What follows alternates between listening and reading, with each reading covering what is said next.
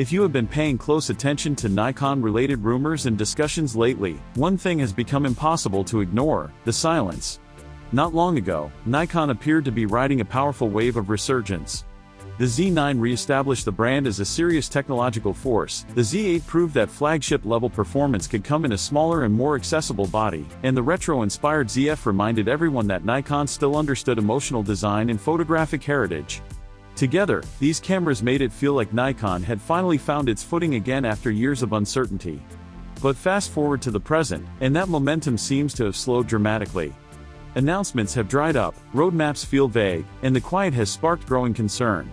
This has led many photographers to ask an uncomfortable question: is Nikon stumbling once again? And is the long-rumored Nikon Z7 III becoming the most visible sign of that struggle?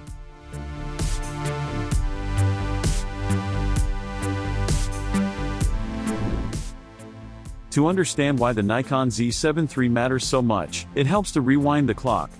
When Nikon introduced the original Z7 in 2018, it marked a defining moment for the company. This was Nikon's first serious step into full-frame mirrorless, and while the camera was far from perfect, it sent a clear message about Nikon's priorities. The Z7 emphasized resolution, color science, and image quality above all else. It appealed to landscape photographers, studio shooters, and detail-focused professionals who valued precision over speed. The camera felt like a mirrorless extension of Nikon's high-resolution DSLR philosophy, particularly the legendary D810 and D850 lineage. It wasn't revolutionary, but it was foundational. The Z7 II refined that original vision rather than reinventing it. Dual processors improved responsiveness, autofocus became more reliable, buffer performance was strengthened, and overall usability improved. For many photographers, the Z7 II struck a sweet spot. It delivered excellent image quality, solid build quality, and dependable performance without trying to be everything to everyone. In many ways, it became a modern classic for stills-focused users. However, time has a way of exposing stagnation, and nearly 5 years later, the absence of a Nikon Z7 III is becoming harder to justify. While the Z7 line has remained frozen, the rest of the camera industry has moved aggressively forward. Sony's A7 RV has evolved into a high-resolution hybrid powerhouse with advanced AI autofocus, class-leading subject recognition, and modern ergonomics. Canon's EOS R5 has continued to mature, balancing resolution, speed, and video capability in a way that appeals to a wide range of professionals. Even within Nikon's own lineup, the Z8 and Z9 have fundamentally changed how people perceive Nikon mirrorless cameras. These bodies are fast, intelligent, and deeply hybrid in nature. Against that backdrop, the Z7 series now feels like a relic from an earlier phase of Nikon's mirrorless journey. This raises an obvious question: why does the Nikon Z7 III still not exist, at least publicly? Industry insiders and longtime observers have proposed several theories, and none of them are particularly comforting. One idea is that Nikon may be planning to abandon the Z7 branding altogether.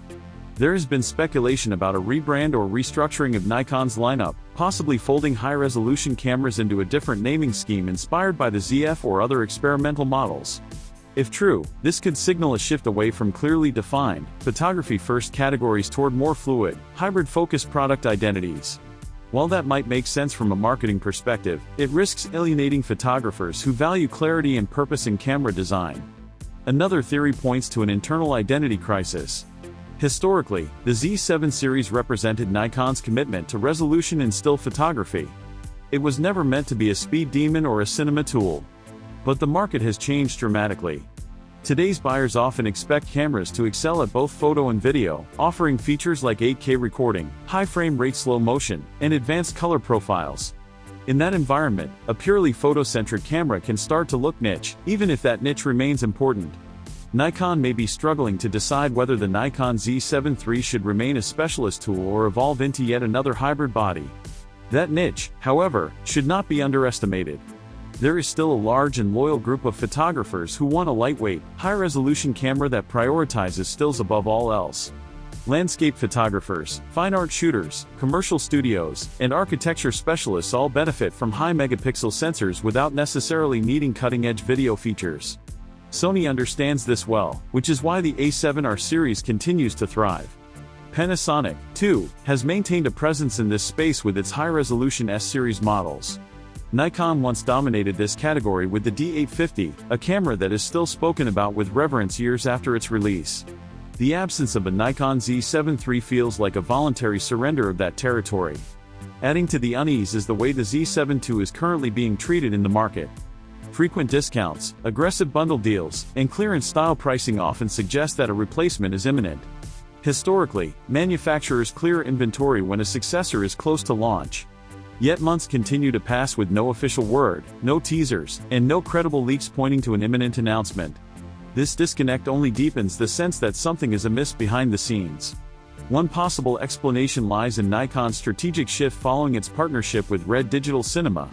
Since acquiring Red, Nikon has clearly signaled its ambition to become a more serious player in the professional cinema and video production space.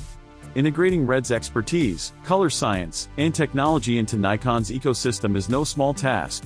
It requires engineering resources, software development, and long-term planning. While this move could pay off significantly in the future, it may also be diverting attention away from stills-focused projects like the Nikon Z7 III. The Z7 line was never about video dominance. It was about precision, resolution, and photographic purity. In contrast, Nikon's recent flagship releases have leaned heavily into hybrid performance. The Z9 and Z8 offer internal RAW video, advanced codecs, and features that rival dedicated cinema cameras. The ZF, despite its retro appearance, also embraces modern hybrid capabilities. In this context, the Nikon Z7 III struggles to find a clear role. If it focuses too much on video, it risks overlapping with the Z8. If it ignores video entirely, it risks being labeled outdated in a hybrid-driven market. Some insiders reportedly believe that releasing a high-resolution, photo-first camera right now would be risky. Hybrid cameras dominate headlines, YouTube reviews, and social media discussions. A camera that doesn't chase those trends might struggle for attention, even if it delivers exceptional image quality. However, the opposite risk is equally real. By failing to serve dedicated photographers, Nikon risks pushing them toward competitors who still respect that segment. Once photographers switch systems, they rarely come back easily. Nikon is not on the brink of collapse, but it is at a crossroads. The Nikon Z7 III represents more than just another camera model. It symbolizes Nikon's commitment, or lack thereof, to photographers who value resolution, detail, and still image excellence. If Nikon hesitates too long, the Z7 line may fade not because it failed, but because it was neglected at the wrong moment. The camera industry moves quickly, and hesitation can be just as damaging as poor execution. If Nikon wants to lead again rather than react, the Nikon Z7 III could, and should, be the place where that renewed confidence begins.